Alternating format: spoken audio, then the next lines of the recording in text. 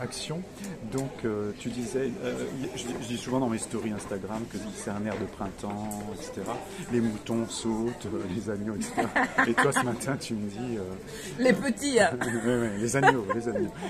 Les oiseaux chantent. Les oiseaux chantent. Tu me sens une sauterie de moutons. Voilà. Et donc les oiseaux chantent, tu dis qu'on a ancré quelque part, engrammé dans notre cerveau historique, préhistorique, le fait que quand les oiseaux chantent, il n'y a pas de menace. Oui. Oui. Hein, bon.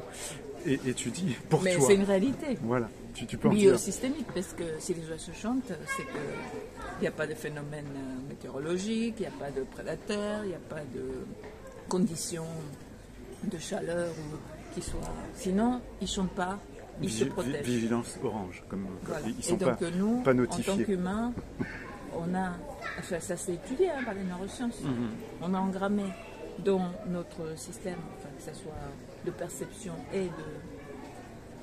et ensuite d'interprétation de cette perception, on a engrammé. Oui.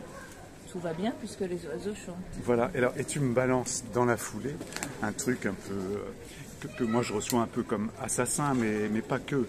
Tu me dis, avec toi ça doit être pas facile, un peu distordu, pas tordu, j'ai entendu tordu, parce que ta mère avait beaucoup d'oiseaux, des perruches, des perroquets, mais en même temps le contexte était menaçant. Non, je t'ai dit même que c'était elle la menace.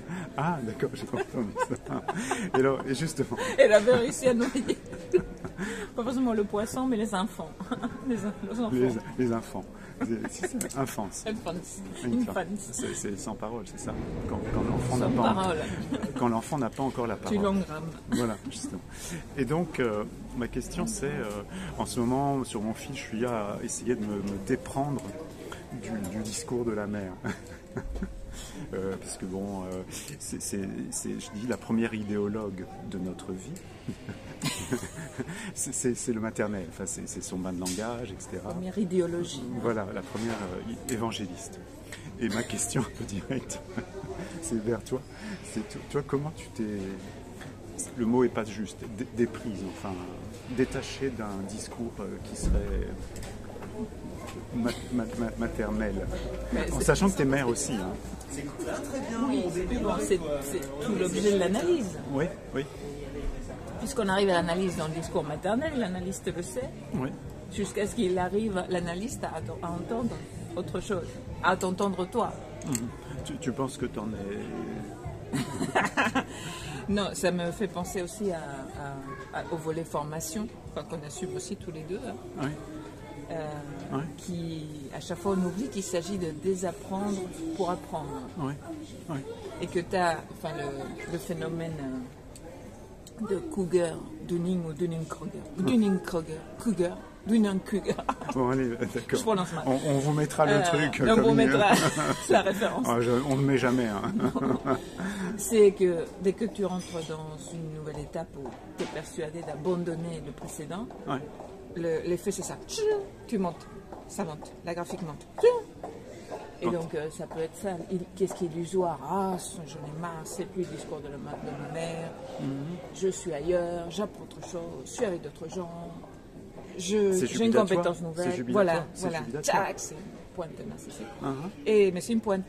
Donc tu dis, ça y est, je les ai appris et j'apprends. Ouais. Tchac, et ça fait tchouk. Tu retombes plus bas. Tu retombes dans une longue dépression. C'est comme l'analyse, quand on arrive, généralement quand on consulte, c'est la période où on engage des nouveaux analysants, quand on consulte, c'est oui, mais je sais que ce que je dois faire, je sais.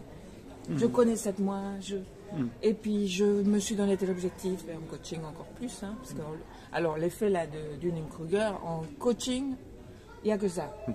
Et en formation des coachs, il n'y a que ça. Et maintenant, la supervision, malheureusement, c'est venu comme ça. On va tout de suite. Alors qu'après, tu vas faire une lente descente.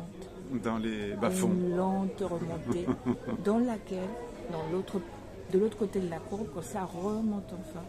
Là, c'est le contraire. C'est que tu commences à comprendre le discours de la mère et les nouveautés ou les nouveaux apports que tu peux avoir, et tu commences à construire ton discours. Tout à fait. Bon, merci Eva.